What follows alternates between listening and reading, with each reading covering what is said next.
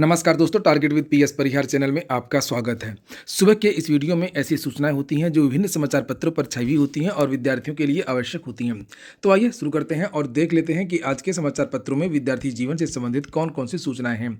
तो वीडियो को जल्दी से लाइक कर दें, शेयर कर दें। जिन छात्रों ने चैनल को अभी भी सब्सक्राइब न किया हो तो जल्दी से सब्सक्राइब कर लें ताकि आप लोगों को इसी प्रकार के ऑथेंटिक अपडेट से सबसे पहले मिलती रहें। आगे बढ़ने से पहले एक सूचना है उन विद्यार्थियों के लिए जो विद्यार्थी लेखपाल भर्ती की तैयारी कर रहे हैं। वे सभी भर्ती चक्षु प्रकाशन की इस जबरदस्त बुक को ले सकते हैं जिसे आप लोग यहाँ पर देख रहे हैं। यूपी लेखपाल का जो पैटर्न बदल गया है पेपर का, उसी के हिसाब से ये पुस्तक तैयार की गई है। इसके सिलेबस के हिसाब से नए वाले, और इसमें आप लोगों को 3 सॉल्व पेपर मिलेंगे पिछली भर्तियों की लेखपाल की जो परीक्षा हुई हैं, ताकि आपको पता चल सके कि लेखपाल का जो पेपर होता है वो किस तरीके का होता है, कितने स्तर का होता है। और लेखपाल भर्ती के सिलेबस से संबंधित इसमें आप लोगों को संभावित 2000 से ज़्यादा महत्वपूर्ण प्रश्न देखने को मिलेंगे और सभी प्रश्नों की विस्तृत व्याख्या भी देखने को मिलेंगी। चक्षु प्रकाशन की ये बेस्ट बुक आप लोगों को सभी कापी किताबों की दुकानों में मिल जाएगी, और अगर आप लोग ऑनलाइन मंगवाना चाहते हैं तो उसकी लिंक मैंने डिस्क्रिप्शन बॉक्स और कमेंट बॉक्स दोनों जगह उपलब्ध करा दी है। और चक्षु प्रकाशन की लेखपाल भर्ती की और भी पुस्तकें आती हैं, अलग अलग देख सकते हैं आप लोग। जैसे आप लोग अभी स्टडी गाइड देख रहे थे, इसी तरीके से इनकी एक अलग से प्रैक्टिस सेट आती है। ये आप देख सकते हैं प्रैक्टिस सेट है इन लोगों का, जिसमें 20 प्रैक्टिस सेट है और 3 सॉल्व पेपर इसमें भी हैं। ग्राम समाज विकास की अलग से पुस्तक आती है, सामान्य ज्ञान की लेखपाल की अलग से पुस्तक आती है, और इसी तरीके से हिंदी वगैरह की भी अलग से पुस्तक आती है। इसकी भी लिंक मैंने डिस्क्रिप्शन बॉक्स और कमेंट बॉक्स में उपलब्ध करा दी, अगर आप चाहें तो इसको भी ऑनलाइन मंगवा सकते हैं। चलिए शुरू करते हैं। और ये न्यूज़ है दैनिक जागरण की, आज की ही न्यूज़ है 12 जनवरी। और आपको पता है कि मेरे चैनल के द्वारा कितनी बार पीईटी का मुद्दा उठाया गया है और ये बात शासन प्रशासन तक पहुंच भी गई है। और ज़्यादातर इस चैनल के माध्यम से जो भी मुद्दे उठाए जाते हैं वो 90% उनमें सफलता मिली जाती है।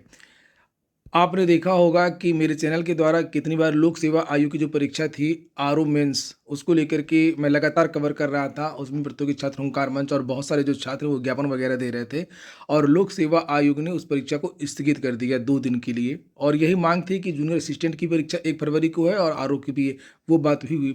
इसी तरीके से उत्तर प्रदेश शिक्षा सेवा चयन आयोग में मेरे चैनल के द्वारा करप्शन का जो आरोप लगाया गया था असिस्टेंट प्रोफेसर भर्ती में, और अंत में आपने देखा कि उसको भी रद्द कर दिया गया।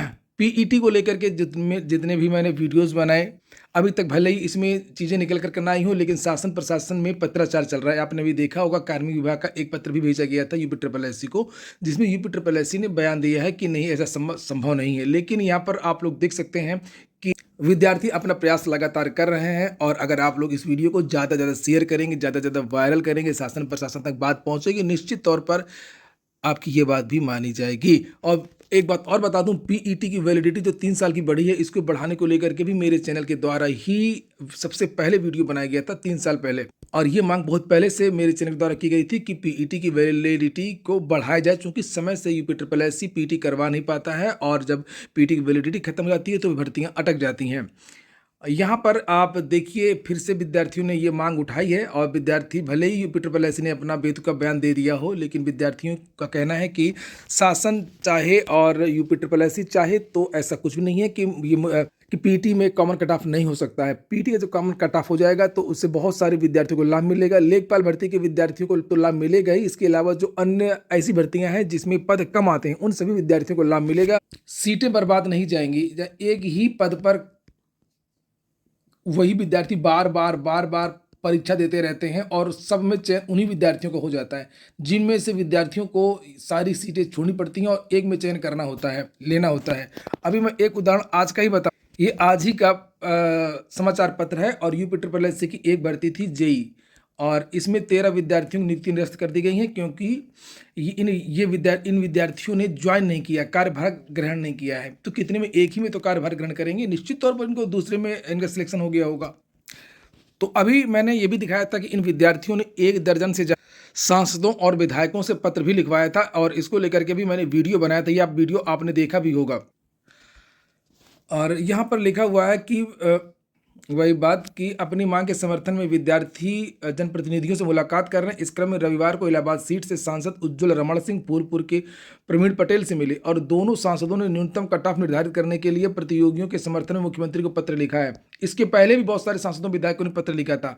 प्रतियोगी अनुपम सिंह, मोनू पांडे, हर्ष झा, संदीप सिंह आदि की मांग पर जनप्रतिनिधियों ने मुख्यमंत्री को भेजे गए पत्र में कहा है कि प्रारंभिक अर्हता परीक्षा सिर्फ एक अर्हता परीक्षा है, ना की मुख्य परीक्षा का अंतिम चयन है। भर्ती परीक्षा को लेकर के अभ्यर्थियों में प्रतीक्षा सूची के प्रति जिज्ञासा बनी रहती है और कट ऑफ निर्धारित होने से प्रतीक्षा सूची जैसा कुछ शेष रहेगा ही नहीं। जितने प्रतियोगी निर्धारित कट ऑफ के ऊपर रहेंगे वही परीक्षा के लिए आवेदन करेंगे।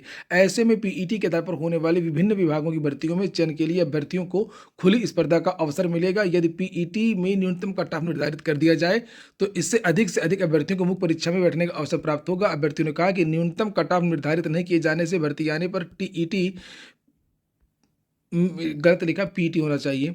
पीईटी में सम्मिलित सभी प्रतियोगी आवेदन तो करते हैं, लेकिन आवेदन की प्रक्रिया पूर्ण होने के बाद भी कट ऑफ निश्चित कर अभ्यर्थियों की परीक्षा प्रक्रिया में सम्मिलित। तो इसमें होता ये कि विद्यार्थी, पहली बात तो जिनका सिलेक्शन नहीं होना है वो विद्यार्थी भी उम्मीद लगाए रहते हैं, और जिनका सिलेक्शन होना है मेंस के लिए उनको भी लगता है कि हमारा नाम पता नहीं आए कि ना आए, तो वो पढ़ते नहीं हैं। और जिनको परीक्षा नहीं देनी है वो पढ़ते रहते हैं कि हो सकता है कि हमारा नाम आ जाए। तो बड़ी खराब स्थिति है, बड़ी बेतुकी स्थिति है, और परीक्षा के 1 महीना पहले या 2 महीना पहले ही पता चलता है कि उनका नाम शॉर्ट लिस्टिंग में नहीं, उनको पेपर नहीं देना है। तो वो विद्यार्थी जो फालतू का कोचिंग करते हैं, फालतू का पढ़ाई करते हैं, और इस वैकेंसी के चक्कर में, किसी एक खास वैकेंसी के चक्कर में बाकी भर्तियों से दूर हो जाते हैं। जैसे अगर उनको पता होता कि वो पीटी में उनके नंबर कम है, वो इस साल किसी परीक्षा में नहीं बैठ पाएंगे, तो वो अपना हाई कोर्ट की आरओ है, उत्तर प्रदेश लोक सेवा आयोग की भर्तियां हैं, पुलिस विभाग की बहुत सारी भर्तियां आती रहती हैं, केंद्र सरकार की बहुत सारी भर्तियां आती रहती हैं, वो उधर अपना मन लगाते। लेकिन भ्रम में जीते हैं विद्यार्थी, क्योंकि सारे के सारे विद्यार्थी, जिन विद्यार्थियों के भी 0 से ज़्यादा नंबर है, वो सारे के सारे विद्यार्थी किसी भर्ती की मुख्य परीक्षा के लिए आवेदन कर सकते हैं। तो ये बहुत ही गलत है, ऐसा बिल्कुल नहीं करना चाहिए। यूपी ट्रिपल एससी के जो सिस्टम है ये बहुत ही गलत है। अब यूपी ट्रिपल एससी तो अभी एक बयान दिया है, वो बेतुका बयान है, उससे कोई मतलब नहीं है, जो वायरल हो रहा है, जो आपने देखा। लेकिन यूपी ट्रिपल एससी को सलाह क्या देना, ये काम उन्हीं का है कि किस तरीके से चीज़ें की जाएँ, वो लोग अपना ज़्यादा बेहतर देख सकते, इसके बारे में सोचें वो लोग। और ऐसा नहीं है, अनेक राज्यों में ऐसा होता भी है, जैसे राजस्थान है, अन्य बहुत सारे राज्य हैं, और अन्य बहुत सारी भर्तियां भी हैं जिसमें इस तरीके की चीज़ें लागू हैं। एक तरह ये भी दिया जाता है कि अगर स्पेशल जो भर्तियां हैं जिनकी कट ऑफ 1 या 2 नंबर जाती है, और उन विद्यार्थियों का क्या होगा, तो उसके लिए यूपी ट्रिपल एससी अपना कुछ प्रोग्राम बना सकता है। नहीं तो जिनके 1 नंबर है 100 में, तो उनको नौकरी देने की जरूरत क्या है। उत्तर प्रदेश लोक सेवा आयोग में भी तो बहुत सारी भर्तियां अग्रनीत कर दी जाती हैं, जिनके 40% मिनिमम या 35% नंबर जो लोग नहीं ला पाते हैं। उत्तर प्रदेश लोक सेवा आयोग ने अपना एक क्राइटेरिया निश्चित बना रखा है कि किसी भी एग्जाम में 40% या 35% से अगर कम नंबर हैं तो उनको, भले ही उनकी सीटें खाली रह जाए, लेकिन वो नौकरी नहीं देंगी। तो ऐसे गधों को नौकरी देने की क्या आवश्यकता है, जो स्पेशल वैकेंसीज की, जिनको इतना भी नहीं पता कि मुख्यमंत्री कौन है, राज्यपाल कौन है, 2-4 जो क्वेश्चन ना कर पाए। चलिए छोड़िए, बात करेंगे शिक्षा सेवा चयन आयोग की, और आप लोग अपनी बात जो है कमेंट बॉक्स में रख सकते हैं। और इस वीडियो में फिर से कहूँगा, अगर आप लोग चाहते हैं कॉमन कट ऑफ, तो निश्चित तौर पर इसमें कुछ ना कुछ जरूर होगा। आप लोग इस बात को आगे बढ़ाइए, वीडियो को आगे बढ़ाइए। ई अधियाचन पोर्टल इसी सप्ताह लाइव होने की उम्मीद है, आएंगी 24,000 भर्ती। बड़ी न्यूज है शिक्षा सेवा चयन आयोग की, और ये दैनिक जागरण समाचार पत्र। आगे इसमें लिखा हुआ है कि अशासकीय सहायता प्राप्त एडेड महाविद्यालयों एवं माध्यमिक विद्यालयों में शिक्षक भर्तियों के आवेदन के लिए उत्तर प्रदेश शिक्षा सेवा चयन आयोग का ई अधियाचन पोर्टल तैयार हो गया। एक बात और बता दूं कि आजकल आप लोग वीडियो को शेयर नहीं कर रहे हैं, वीडियो को वायरल नहीं कर रहे हैं। अगर इस चैनल की ग्रोथ बढ़ गई होती ना ज़्यादा, जिस हिसाब के मुद्दे इस चैनल से उठाए जाते हैं, और अगर अच्छी खासी संख्या होती, तो जो बात हम लोग कहते वो बात सरकार मानती और आयोग मानती। आप लोग देख रहे होंगे कि पीईटी कॉमन कट ऑफ का मुद्दा कितने चैनल इसको उठा रहे हैं, बताइए कौन टीचर उठा रहा है? कोई नहीं उठा रहा, किसी को मतलब नहीं, सबको कोर्स बेचने से मतलब है। उनको तो यही लगता है कि अलग अलग कोर्स रहेंगे तो हम अलग अलग भर्ती के कोर्स बेचेंगे। इस तरीके में जो वर्तमान प्रक्रिया चल रही है, तो आवेदक ज़्यादा मतलब आवेदन कर देते हैं, लेकिन उनका सिलेक्शन तो चूंकि मेंस के लिए होता नहीं है, और वो कोर्स लेते रहते हैं इनके। इसमें लिखा हुआ है ई अधियाचन पोर्टल इसी सप्ताह लाइव होने की उम्मीद, आएंगी 24,000 भर्तियां। अशासकीय सहायता प्राप्त महाविद्यालयों में, माध्यमिक विद्यालयों में शिक्षक भर्तियों के आवेदन के लिए उत्तर प्रदेश शिक्षा सेवा चयन आयोग का ई अधियाचन पोर्टल तैयार हो गया है। ये बड़ी खबर है। पोर्टल के परीक्षण के बाद माध्यमिक शिक्षा निदेशालय एवं शिक्षा सेवा चयन आयोग की ओर से बताई गई कमियों को, जो लगभग 1 दर्जन कमियां थी पोर्टल में जब टेस्टिंग हुई थी, तो एनआईसी ने ठीक करा लिया है, और आयोग के ई अधियाचन पोर्टल को इसी सप्ताह लाइव किए जाने की उम्मीद है। और इसके बाद उच्च शिक्षा निदेशालय एवं माध्यमिक शिक्षा निदेशालय की ओर से शिक्षा सेवा चयन आयोग की मांग के अनुरूप सबसे पहले अधियाचन ऑनलाइन फीड किए जाएंगे, और दोनों विभागों में 24,000 से ज़्यादा पदों पर भर्ती के लिए अधियाचन भेजने की तैयारी है। उत्तर प्रदेश शिक्षा सेवा चयन आयोग से होने वाली शिक्षक भर्तियों के लिए अधियाचन ऑनलाइन किए जाएंगे। इसके लिए ई अधियाचन पोर्टल तैयार करने की प्रक्रिया वर्ष भर से ज़्यादा समय से चल रही है। पोर्टल तैयार नहीं होने के कारण शिक्षा सेवा चयन आयोग 2023 अपने गठन और मार्च 2024 में कार्यवाहक अध्यक्ष के रूप में प्रमुख सचिव उच्च शिक्षा MP अग्रवाल कार्यभार संभालने के बाद अब तक नई भर्ती की प्रक्रिया शुरू नहीं कर पाया है। अब ई अधियाचन पोर्टल को NIC ने उच्च एवं माध्यमिक शिक्षा निदेशालय एवं शिक्षा आयोग से परीक्षण कराने के बाद त्रुटियों को ठीक करके अंतिम रूप दे दिया है। यानी सब कुछ लगभग हो चुका है और इस सप्ताह पोर्टल के लाइव हो जाने की उम्मीद है। इसी के साथ संबंधित विभाग भर्ती के लिए ऑनलाइन अधियाचन भेज देंगे। आगे लिखा है पदों का विवरण पूरा। अभी एडेड महाविद्यालयों में असिस्टेंट प्रोफेसर एवं माध्यमिक विद्यालयों में प्रशिक्षित स्नातक शिक्षक TGT, प्रवक्ता समग्र PGT, प्रधानाचार्य, प्रधानाध्यापक एवं सहायक अध्यापक के पदों का अधियाचन तैयार है। तो इतनी भर्तियां सबसे पहले आएंगी। देखिए जो बात मैंने बताई थी एक एक बात वो बिल्कुल सही है। मैंने इनका विवरण भी बताया था, अगर आपने किसी दिन वीडियो देखा हो। और लिखा स्नातक यानी TGT की भर्ती, प्रवक्ता मैंने 2700 बताए थे और प्रधानाचार्य, प्रधानाध्यापक की भर्ती के बारे में भी मैंने बताया था। अधियाचन और असिस्टेंट प्रोफेसर के बारे में बताया। तो लिखा है कि एडेड महाविद्यालयों में असिस्टेंट प्रोफेसर के करीब 950, प्राचार्य के लगभग 100, एडेड माध्यमिक विद्यालयों में प्रधानाचार्य के लगभग 1500। तो ये भर्तियां आपको सबसे पहले देखने को मिलेंगी। और नीचे एक और लिखा हुआ प्रधानाध्यापक के 1000। ये देखिए प्रवक्ता के ये PGT का विवरण लिखा हुआ है। 2700 पदों पर भर्ती होनी है PGT के, और TGT की होनी है 16,100।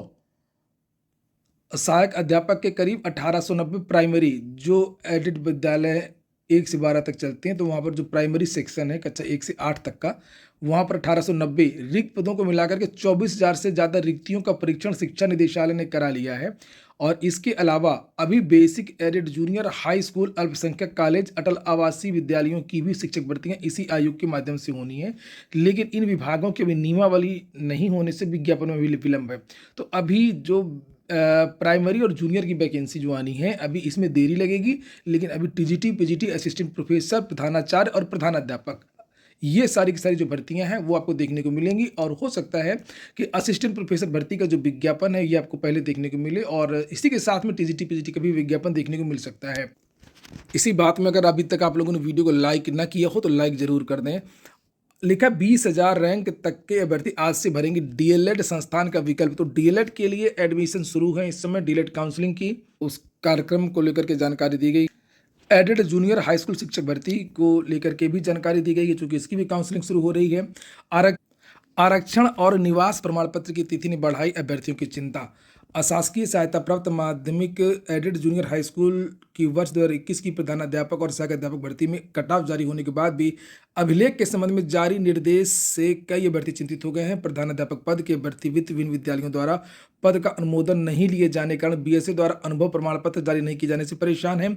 तो उनके साथ ही जो सहायक अध्यापक के विद्यार्थी हैं उनकी भी समस्या आरक्षण को लेकर के और निवास प्रमाण पत्र को लेकर के है। लिखा भर्तियों को आरक्षण और निवास प्रमाण पत्र की तिथि ने उलझन में डाल दिया। अभिलेख प्रस्तुत किए जाने के संबंध में जारी निर्देश के अनुसार आरक्षण व निवास प्रमाण पत्र 3 मार्च 2021 के पूर्व का निर्गत होना चाहिए उस समय, जबकि चयनित कई अभ्यर्थियों के यह दोनों अभिलेख आवेदन शुरू होने व समाप्त होने के बीच के हैं। तो आवेदन की जो लास्ट डेट होती है वो मानी जाती है, ज़्यादातर आयोग वही मानते हैं। अब इनका एक अलग है, ये लोग बना रखे हैं। 2021 में लिखा हुआ है कि ऑनलाइन आवेदन 3 मार्च से 17 मार्च तक लिए गए थे, और आवेदन करने के समय कई विद्यार्थियों ने 3 मार्च से 17 मार्च के बीच में अलग अलग तिथियों में निवास एवं आरक्षण संबंधी प्रमाण पत्र बनवाए। उत्तर प्रदेश परीक्षा नियामक प्राधिकारी उत्तर प्रदेश प्रयागराज की ओर से जारी किए गए विज्ञापन में निवास के संबंध में उल्लेख किया गया। तो इसमें तो विद्यार्थियों को राहत मिलनी चाहिए। देखते हैं आगे ये लोग क्या करते हैं। फटाफट कुछ भर्तियां देख लीजिए। HPPSC स्टेट एलिजिबिलिटी टेस्ट से अधिसूचना जारी हुई है। तो ये स्टेट एलिजिबिलिटी टेस्ट है, UGC नेट जैसे होता है उसी तरीके से हिमाचल का ये एक एलिजिबिलिटी टेस्ट होता है असिस्टेंट प्रोफेसर बनने के लिए। जो इसको क्वालिफाई कर लेता है, इसमें एक निश्चित कट ऑफ होता है और उसको पास करना पड़ता है। तो जिन विद्यार्थियों को यहाँ पर असिस्टेंट प्रोफेसर बनना है वो विद्यार्थी यहाँ पर आवेदन कर सकते हैं। मध्य प्रदेश से 32 असिस्टेंट इंजीनियर की वैकेंसी आई है। इसकी लास्ट डेट 19 जनवरी, जिससे आप लोग देख सकते हैं। JKSSB से भी वैकेंसी निकली है, Jammu and Kashmir service selection board से 390 पद हैं सुपरवाइजर के। इसकी लास्ट डेट 25 फरवरी है। इसको भी आप लोग देख सकते हैं। जूनियर सेक्रेटरीट, असिस्टेंट और अन्य पदों पर वैकेंसी निकली है राष्ट्रीय आयुर्वेद संस्थान से। इसकी लास्ट डेट 6 फरवरी है। Website nia.nic. हरियाणा कर्मचारी चयन आयोग से भी भर्ती चल रही है और ये ड्राफ्ट्समैन, नेटवर्क असिस्टेंट, अन्य पदों पर 3112 पदों पर 15 फरवरी इसकी लास्ट डेट है। अलग अलग योग्यताएं अलग अलग पदों के लिए। और जम्मू कश्मीर में आंगनवाड़ी कार्यकर्त्री की भी भर्ती आई है 600 पदों पर। ICTS जम्मू एंड कश्मीर, आवेदन की लास्ट डेट 31 जनवरी है। 18 से 37 के बीच की महिलाएं आवेदन कर सकती हैं। दिल्ली में MTS की 714 पदों पर भर्ती चल रही है। इसको लेकर के भी आज के समाचार पत्रों के माध्यम से जानकारी दी गई है। इसके लिए आवेदन की लास्ट डेट 15 जनवरी है। 10वीं पास विद्यार्थी इसमें आवेदन कर सकते हैं। आयु की बात करें तो 18 से 27 इसमें मांगी जाती है। और भी यहाँ पर कुछ पदों की जो वैकेंसी है वो दिख रही है, जिसे आप लोग यहाँ पर देख सकते हैं। SSC ने जो अपना एग्जाम कैलेंडर जारी किया है उसको लेकर के भी जानकारी दी गई है कि इस साल लगभग 12 कौन कौन सी वैकेंसीज आएंगी। CGL, CHSL, constable, GD, MTS, stenographer, सभी भर्तियों का विवरण दिया है। तो आप लोग जाकर के नोटिफिकेशन में देख सकते हैं। जैसे यहाँ पर लिखा है आज के पेपर में कि CGL के लिए आवेदन अप्रैल में जारी हो जाएगा। बिहार में नेट पास ही अब PhD कर सकेंगे। लिखा है अब PhD में नामांकन के लिए छात्र छात्राओं को नेट उत्तीर्ण करना अनिवार्य होगा। आज के वीडियो में इतना ही। पूरा वीडियो सुनने के लिए बहुत बहुत धन्यवाद।